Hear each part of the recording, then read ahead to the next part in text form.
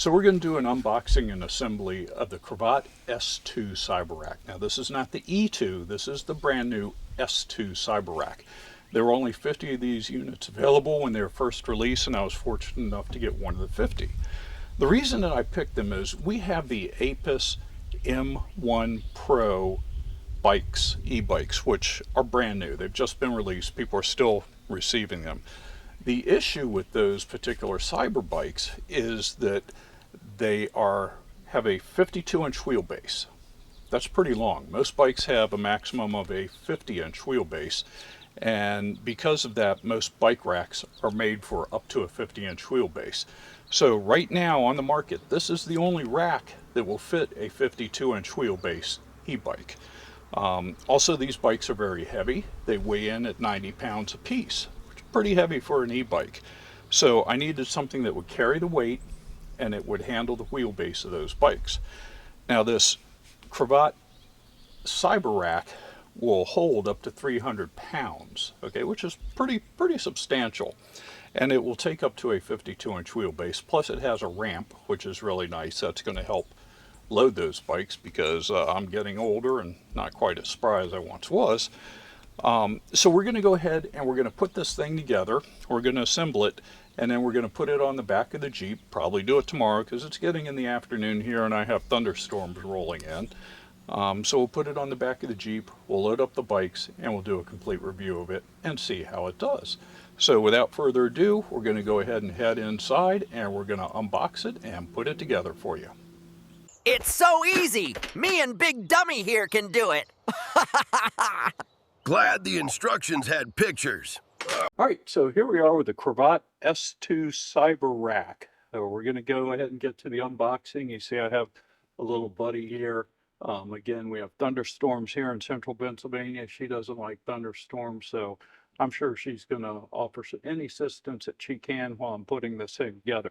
And this thing is a monster. This thing weighs, the box itself weighs about 100 pounds. The rack itself weighs almost 78 pounds, so it's pretty substantial.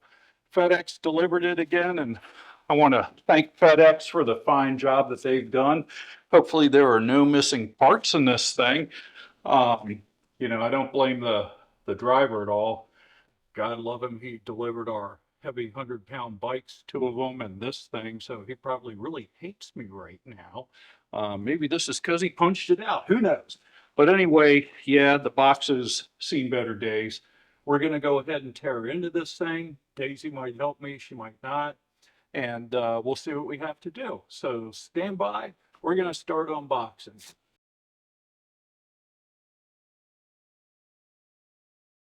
Okay, as you can see, it looks like it's not damaged. Looks like everything's there. Very well packaged. We have the instructions right here. And we're going to start taking this beast out and getting everything laid out and see if we can put it together.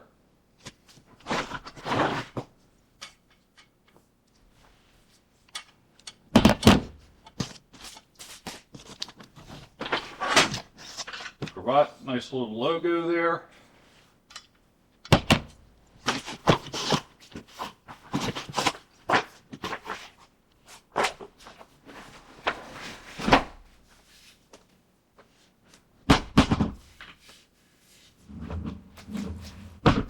Little scratch and dent there, but the bike wheel is going to go on that, so I don't think that's going to make a big difference. We'll just accept it and deal with it. I'm sure it's going to get kind of scratched and dented up anyway.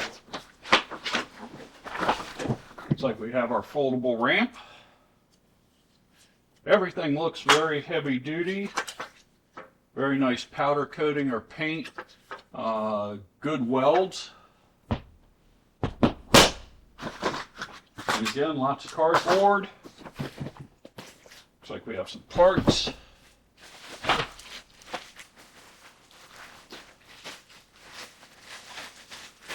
Looks like the clamps for the vertical bars. Set those over there. Another clamp. Set it over there.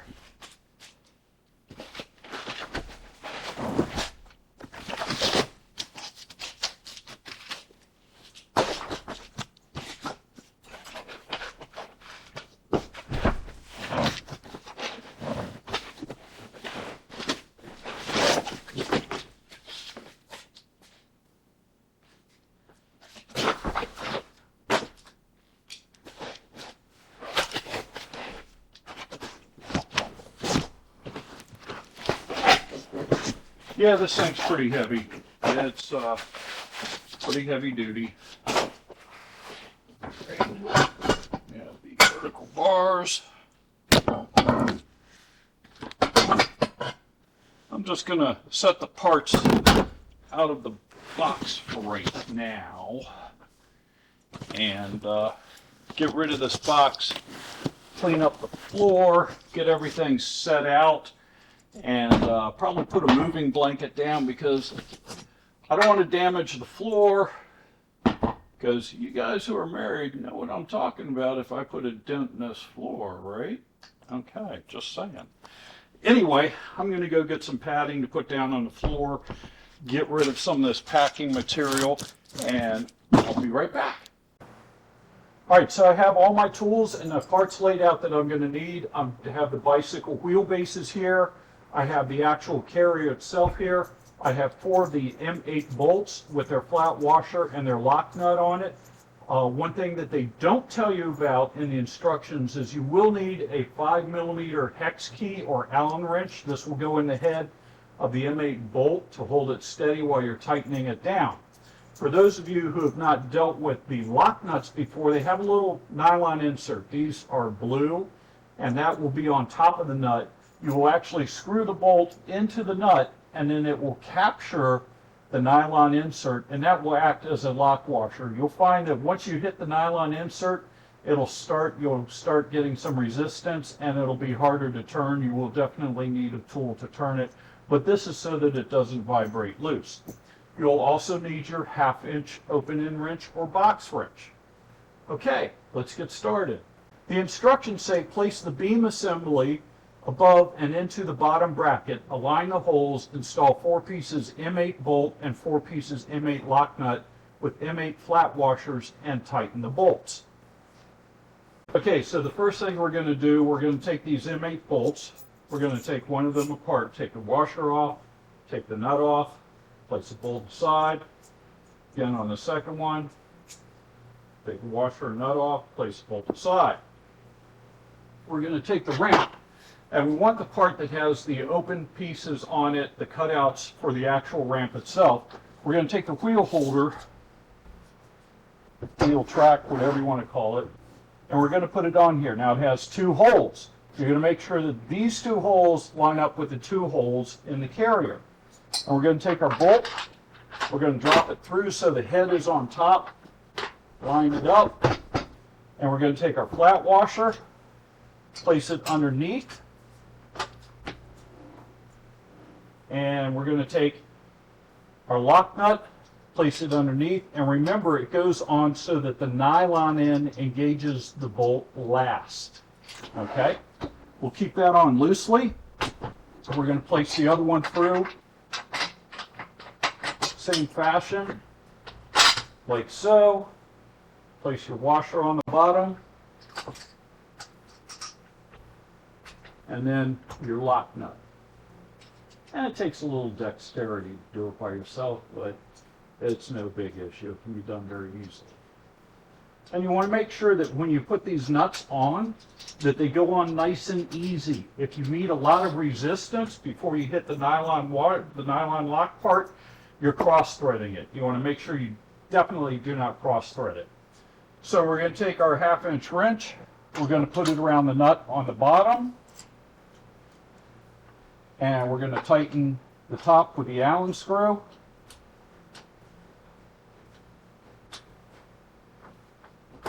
And you'll feel resistance once that nut starts engaging in the nylon part, and you're going to tighten it up nice and snug. Okay, it's not going to vibrate loose. And we're going to do the same thing on the other side.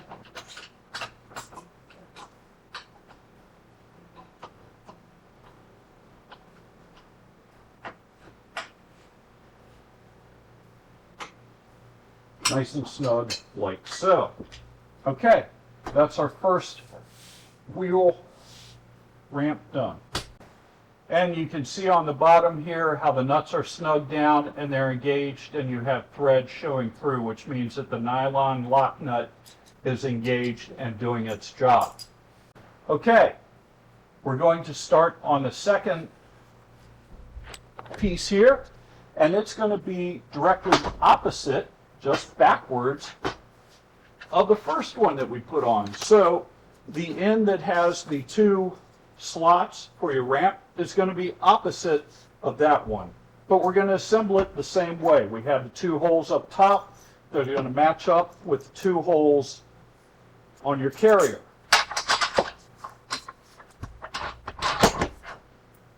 And we're going to put the washer on just like we did before.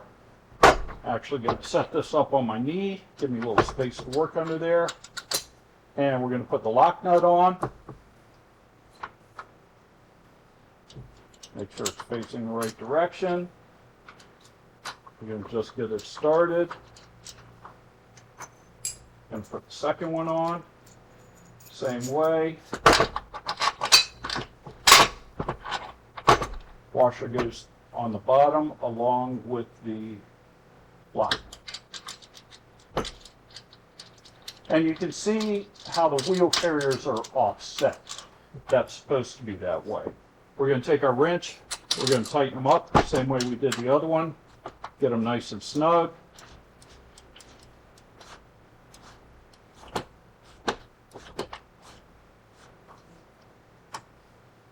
Good and snug.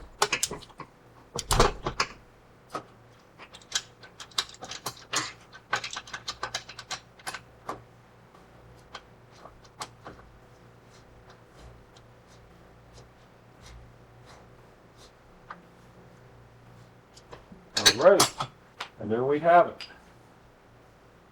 That step is done. Easy. So one thing that the instructions don't tell you is that you also need a 16mm wrench. Now it's calling for SAE size wrenches, not metric wrenches, but I found that the SAE wrench will not fit these bolts that are on the wheel holder here. So we're going to do is we're going to take the Cravot label, make sure that it's pointed down. And one of the things that I found out is these are directional. So what we're going to have to do is we're going to have to make sure that these four studs here line up with the holes. Now I had just put this one on and found out that the holes do not line up. So hopefully this one will work, and hopefully they're made so that you can't put them on backwards. So we're just going to finger tighten the bolts in place for now till we get everything lined up.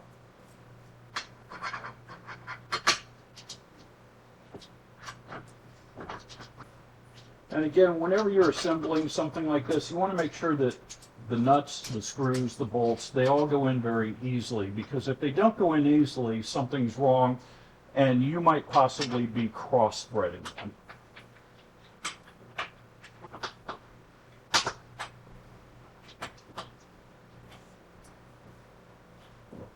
Side first.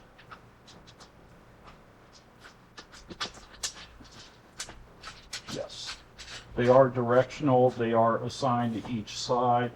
So this one went in very easy. Like I said, when I put the other one on, this hole right here did not line up with the stud. So this one lines up perfectly.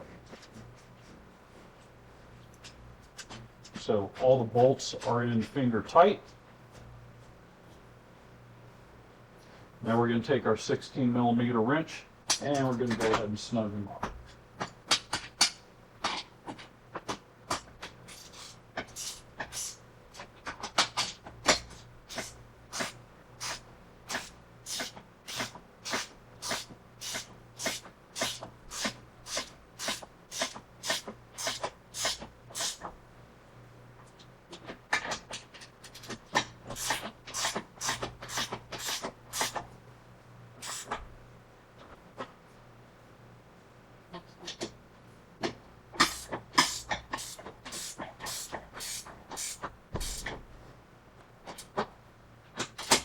All these bolts have lock washers on them, so you don't need to really torque them very tight, just snug them up.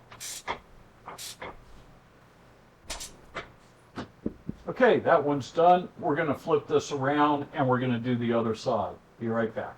Okay, we've turned everything around. We're now going to work on this side with a wheel holder. So we're just going to repeat the process. We're going to loosely put the bolts on, just finger tight till we get everything lined up. And we'll snug them down.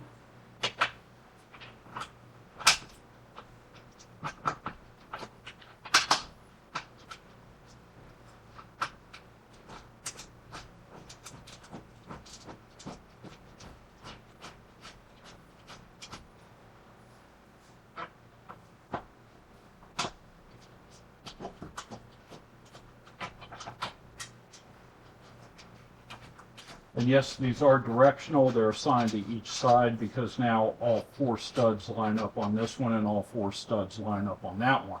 When I originally put that one on, the last stud did not line up, but now everything's fine. I guess that's so you make sure that you don't install anything upside down. So we're going to go ahead and tighten these guys up. And again, we're going to just snug them up.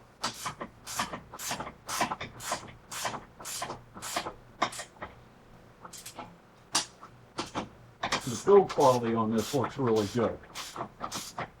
Packing looked pretty good, but it does have some scratches and mars on it. But you know what? It's a bike carrier. It's going to get scratched up anyway. I'm not going to worry about that. The welds all look good, and it definitely looks heavy duty.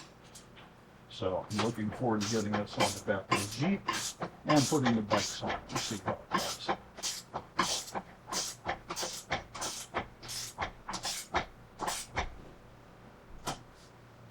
All right, we've completed that step. Let's move on to the next. Okay, we're on to step 3. Step 3 says place the stem base 5 above into the bottom bracket and align the holes. Install 4 pieces M10 by 45 bolt and 4 pieces M10 lock nut with M10 flat washers and tighten the bolts. So we're going to place these pieces here. There are 2 of them. We're going to place them on the inside so that this part of the bracket is facing up, okay? And then we're going to take our bolts and we're going to go through the side. Like so. Now these are called stovepipe bolts. You can see it has a square cutout. That square is going to go into the hole.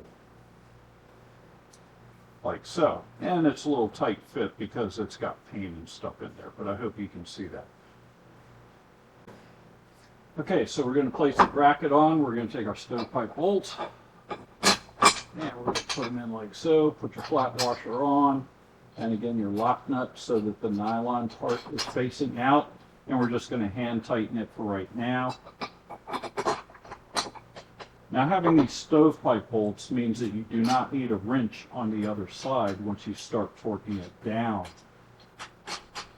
So for this one, we're going to take a 17mm wrench and we're going to start tightening them up. And again, we're just going to snug them in place. Since they have those nylon locks in the nut, you don't need a nut, you don't need a lock washer, and you only need to snug them up. You don't really need to torque them down.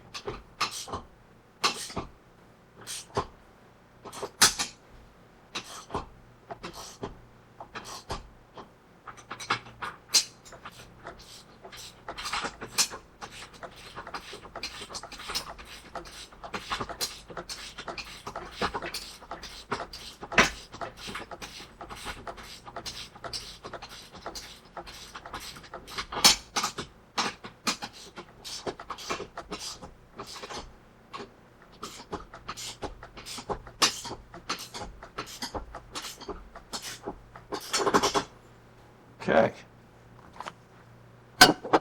Move down here, and we're going to do the same thing all over again with this side.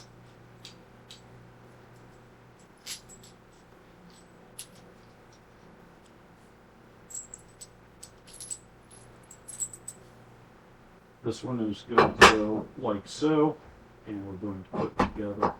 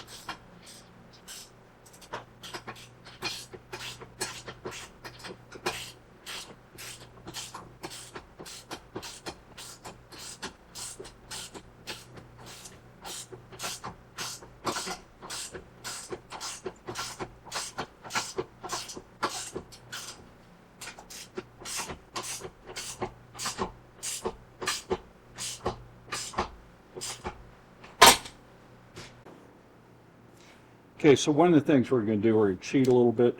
We're going to take a Sharpie, and where this hole is, we're going to mark basically a line straight across like that so we know where the hole is. And same thing on this side. This is going to help us line everything up. I'm going to take my plastic pieces. I'm going to line up the round peg with the round hole and the round hole here with the square hole, and they're going to fit in just like that. Now this is where a little dexterity comes in. You're going to have to hold these in place. We're going to try and line up our mark across the top with the square hole. Pound them in a little bit and cheat a little bit. I'm going to use a pencil in here to try and help me find the hole.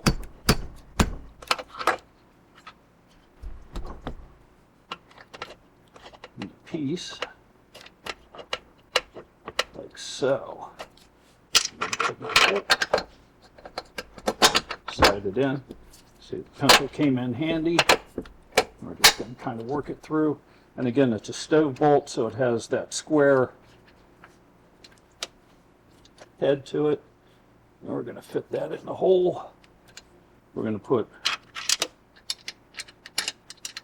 our lock nut on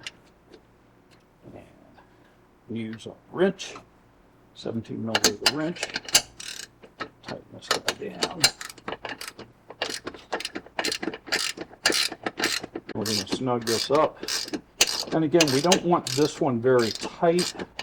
We want it lightly snug because we want this bar to be able to freely move up and down, and that's partially why we have these plastic bushings in there to give it a nice smooth surface. Okay, so that's how it should work. Now let's do the same thing over here. So we're going to take these two pieces again, do the same thing. The little nub here goes in the round hole. Little nub goes in the round hole. And we're going to take this, we're going to line up our line with the bolt hole. We're going to pound it in place.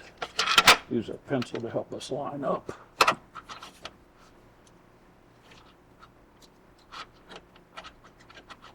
Like so. That one actually went in pretty easy.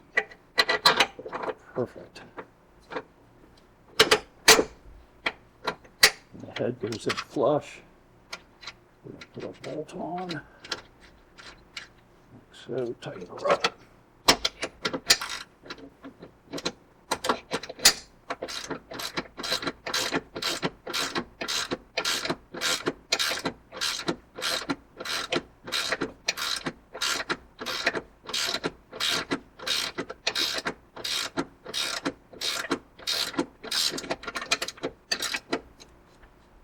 Again, we'll just snug it up, make sure that works fine. Okay. And we're done with that step. So we want to make sure that these bars raise and lower smoothly, and that's fine. So let's move on to the next step. Okay, for this step we're going to need the two support blocks, like so. And the step says, install the adjustable connecting block 6 to the middle support tube, then tighten the knob from the connecting block. Okay, so this is the knob that they're talking about. Pretty easy. We're just going to raise these guys up. We're going to place it over the tube like so. May have to loosen that up a little more. Slide it down. And this is what's going to hold your bike in place. Okay, so right now we're just going to tighten this down so they don't slide off. Like so. I'm going to lay them down. We're going to put this one so that it faces the opposite direction. Okay. Like so. Slide it down. We're going to tighten it up too.